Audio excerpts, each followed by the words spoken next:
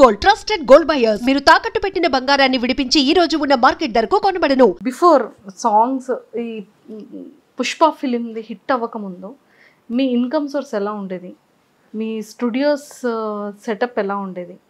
మీరు ఒక టైంలో చెప్పారు ఇంట్లోనే ఒక్కొక్కసారి టైంలో మనీ లేకపోతే ఇంట్లోనే రికార్డ్ చేసుకునే వాళ్ళం, ఫోన్లో రికార్డ్ చేసుకొని మళ్ళీ సిస్టమ్ దగ్గరికి వెళ్ళి చేశానని చెప్పారు. అసలు ఆ జర్నీ ఏంటి చెప్పండి. అంటే బిఫోర్ ఎలా ఉండేది?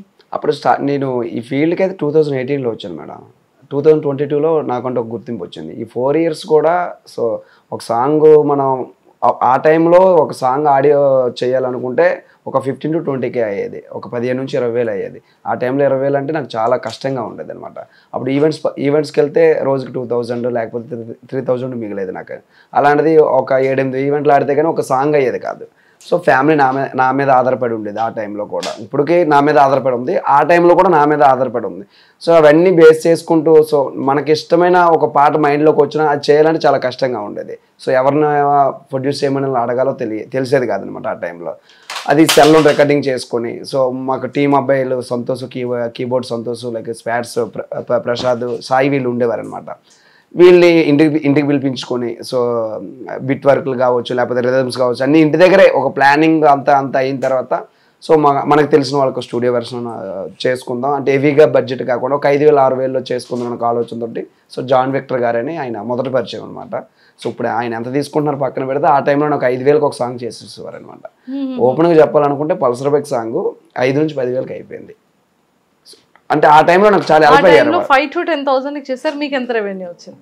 అది టోటల్గా చూసుకుంటే ఓపెన్గా చెప్పాలనుకుంటే 40-50 lakhs దాటి వచ్చింది మేడం ఒక్క పల్సర్ బైక్ సాంగ్ వల్ల. ఒక్క పల్సర్ బైక్ సాంగ్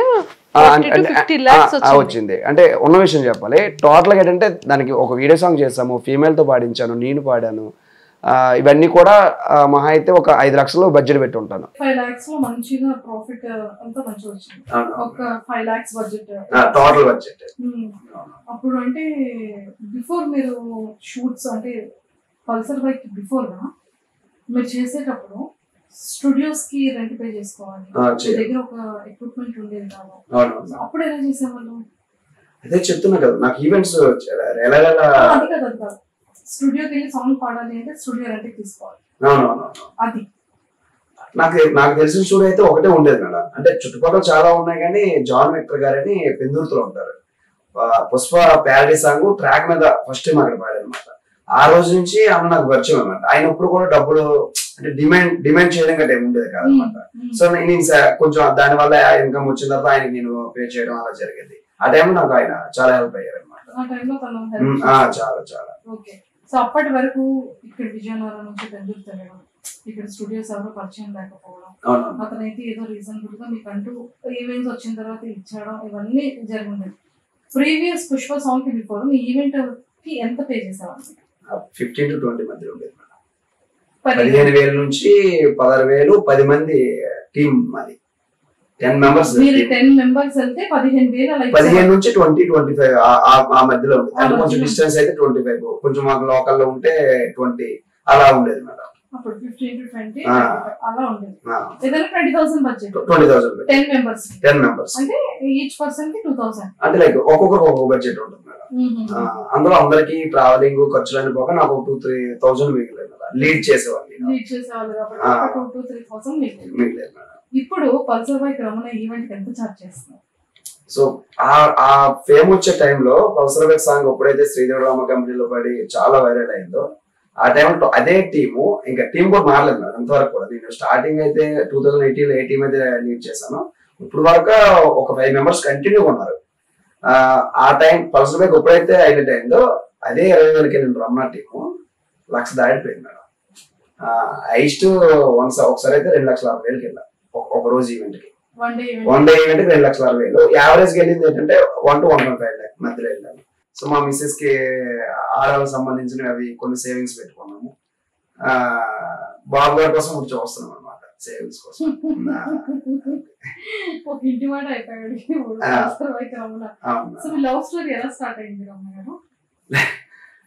విజయనగరంలో తను ఇక్కడ ఉండేది మేడం, ఇక్కడ చదువుకునేది. ఒకసారి లైవ్ లో కలిసాం అనమాట. ఆ టైంలో ఇన్స్టాగ్రామ్ లైవ్ కాదు లైవ్ లో డైరెక్ట్ గా లైవ్ లో కలిసాము.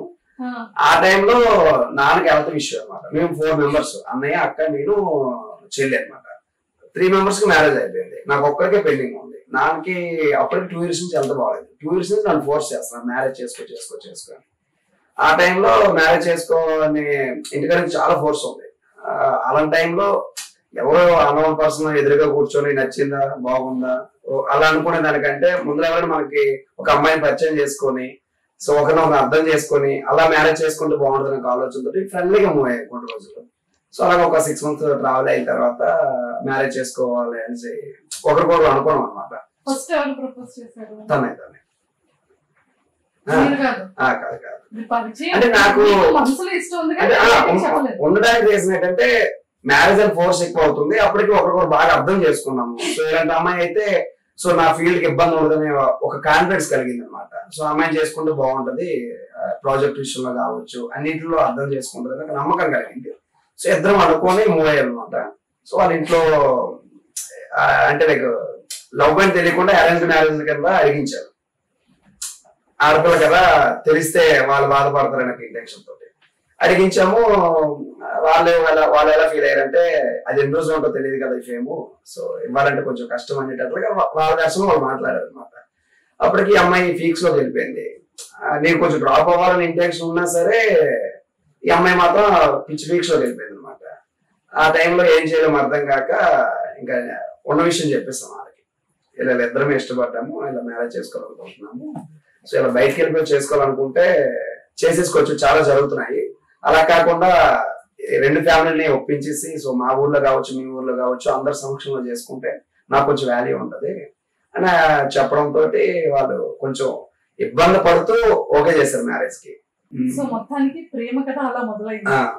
ఇప్పుడేమో ఒక జెరాక్స్ కూడా వచ్చేసాడు బయటకి. బాబు పేరు ఏంటి? Yashasvi Naidu. Oh my god, Yashasvi మంచి సింగర్ చేద్దాం. అవును, అంటే అలానే కాదు, వాడితో యాక్సిడెంట్ కలిగింది. సో యశస్వి అనేది బాగుంది. నాన్నగారి పేరు అప్పలేదు అనమాట. నాయుడు. ఇంకొకటి విషయం ఏంటంటే చాలా ఎమోషనల్ మూమెంట్, ప్రెగ్నెన్సీ కన్ఫర్మ్ అయిన నెక్స్ట్ డే మా నాన్న చనిపోయాడు. అవును. సో ఈవినింగ్ ఈ టైంకి కన్ఫర్మ్ అయిన హ్యాపీనెస్ ఉండేటప్పుడు so midnight like early morning 3కి నాన్న చనిపోయారు అనమాట. ఆ టైంలో ఇంటికి వెళ్ళాం ఇక్కడ నుంచి. అవును, అంటే అప్పుడు వరకు మేము అంటే మ్యారేజ్ అయిన తర్వాత ఆడపిల్ల కావాలని చాలా ఆశపడ్డాం ఇద్దరు కూడా. సో మా మిస్సెస్ కావచ్చు నేను కావచ్చు.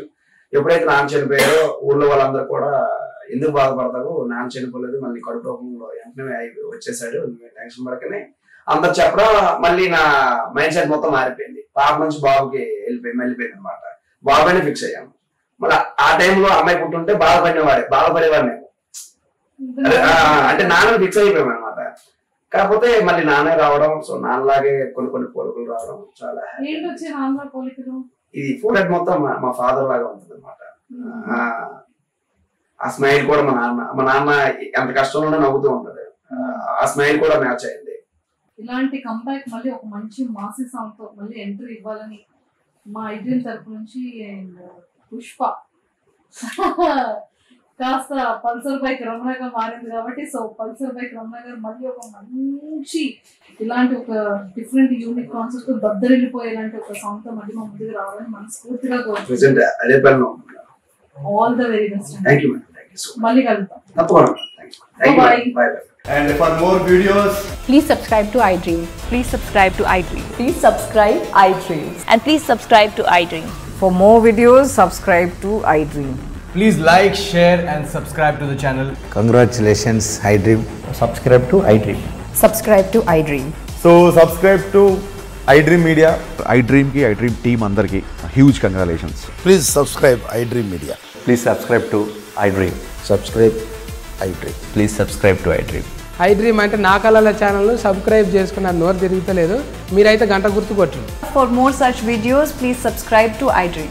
Subscribe to iDream. Please subscribe to iDream. Please subscribe iDream Media. Please do subscribe to iDream. Please subscribe to iDream Media. For best entertainment and information, please subscribe iDream. And don't forget to subscribe to iDream.